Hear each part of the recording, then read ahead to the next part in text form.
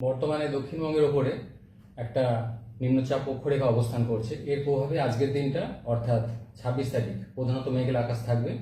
হালকা থেকে মাঝারি ধরনের বৃষ্টিপাতের সম্ভাবনা থাকছে দক্ষিণবঙ্গের জেলাগুলিতে। বৃষ্টিপাত কিছুটা বেশি থাকার সম্ভাবনা রয়েছে পূর্ব পশ্চিম মেদিনীপুর এই জেলাগুলো দু এক জায়গায় ভারী বৃষ্টিপাতের সম্ভাবনা রয়েছে আজকের দিনটা। অন্যান্য জেলাগুলোতেও স্থানীয়ভাবে দু এক জায়গায় বজ্রবিদ্যুতের তীব্রতা থাকার সম্ভাবনা রয়েছে আজকের দিনটা অর্থাৎ 26 তারিখ। 27 তারিখেও প্রধানত মেঘলা আকাশ থাকবে, হালকা থেকে মাঝারি ধরনের বৃষ্টিপাতের সম্ভাবনা থাকবে। কিছুটা বৃষ্টিপাত কমবে তুলনামূলকভাবে 28 তারিখে। আবার তারপর 29 থেকে 31 তারিখের মধ্যে দক্ষিণবঙ্গের জেলাগুলিতে বৃষ্টিপাতের পরিমাণ আবার কিছুটা বাড়বে। বিশেষ করে উপকূলের কাছাকাছি যে জেলাগুলি রয়েছে এই জায়গাগুলো দু এক জায়গায় ভারী বৃষ্টিপাতের সম্ভাবনা থাকবে 29 থেকে 31 তারিখের মধ্যে। যদি 29 তারিখে বলা হয়, উত্তর দক্ষিণ 24 পরগনা, হুগলি, পূর্ব মেদিনীপুর এই জেলাগুলিতে কিছুটা বৃষ্টিপাতের পরিমাণ বেশির দিকে থাকার সম্ভাবনা এবং দু এক জায়গায় ভারী বৃষ্টির সম্ভাবনা 29 তারিখে। 30 তারিখেও উপকূলের কাছাকাছি এবং পার্শ্ববর্তী কয়েকটা জেলা যেমন দক্ষিণ 24 পরগনা, পূর্ব পশ্চিম মেদিনীপুর, ঝাড়গ্রাম, বাঁকুড়া এই জেলাগুলো দু এক জায়গায় ভারী বৃষ্টিপাতের সম্ভাবনা থাকবে 30 তারিখে। 31 তারিখে দু এক জায়গায় ভারী বৃষ্টির সম্ভাবনা থাকছে পূর্ব পশ্চিম মেদিনীপুর, ঝাড়গ্রাম এই জেলাগুলোয় স্থানীয়ভাবে দু এক জায়গায়।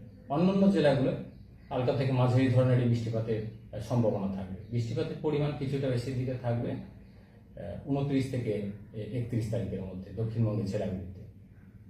কলকাতা পার্শ্ববর্তী অঞ্চলের জন্য আজকের দিনটা অর্থাৎ 26 তারিখ মেঘলা আকাশ, দু এক পশলা হালকা থেকে মাঝারি ধরনের বৃষ্টিপাতের সম্ভাবনা রয়েছে। বৃষ্টিপাত থাকবে, পরবর্তী দিনগুলোতেও থাকবে। পরিমাণ কিছুটা বাড়ার সম্ভাবনা থাকবে কলকাতা পার্শ্ববর্তী অঞ্চলের জন্য 29 থেকে 31 তারিখের মধ্যে। এই পিরিয়ডটায় কলকাতা পার্শ্ববর্তী অঞ্চলের জন্য মেঘলা আকাশ থাকবে, দু এক পশলা হালকা থেকে মাঝারি বৃষ্টিপাত থাকবে। বৃষ্টিপাতের পরিমাণ কিছুটা বাড়বে কলকাতা পার্শ্ববর্তী অঞ্চলের জন্য 29 থেকে 31 তারিখের মধ্যে। এই পিরিয়ডটায় দক্ষিণবঙ্গ এবং পার্শ্ববর্তী উত্তর বঙ্গোপসাগরের কাছাকাছি একটা ঘূর্ণাবর্ত তৈরি হওয়ার সম্ভাবনা থাকবে, ফলে সেই কারণে বৃষ্টিপাত বাড়ার সম্ভাবনা থাকবে। উত্তরবঙ্গের ক্ষেত্রে আজকের দিনটা অর্থাৎ 26 তারিখ কিছুটা বৃষ্টিপাত বেশি থাকবে দার্জিলিং, কালিম্পং, জলপাইগুড়ি, কোচবিহার, আলিপুরদুয়ার এই জেলাগুলোয় দু এক জায়গায় ভারী বৃষ্টিপাতের সম্ভাবনা থাকছে আজকের দিনটা। 27 তারিখেও কিছুটা বৃষ্টিপাত বেশি থাকবে জলপাইগুড়ি, আলিপুরদুয়ার এই জেলাগুলোয় 27 তারিখেও দু এক জায়গায় ভারী বৃষ্টিপাতের সম্ভাবনা থাকবে। তারপর ধীরে ধীরে উত্তরবঙ্গের ক্ষেত্রে বৃষ্টিপাত পরবর্তী দিনগুলোতে কিছুটা কমের দিকে থাকবে।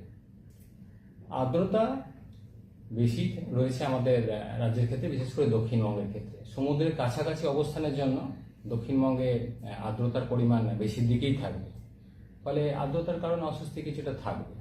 তবে মাঝে মধ্যে বৃষ্টিও থাকবে। দিনের তাপমাত্রা খুব বেশি যাবে সেরকম না। কলকাতা পার্শ্ববর্তী অঞ্চলের জন্য দিনের সর্বোচ্চ তাপমাত্রা 32 ডিগ্রি কাছাকাছি থাকার সম্ভাবনা।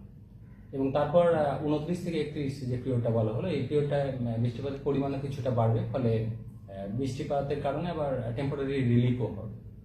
কিন্তু যেহেতু উপকূলের কাছাকাছি আমাদের খুব অবস্থান, ফলে আর্দ্রতার কারণে অস্বস্তি থাকবে দিনের দিকটা।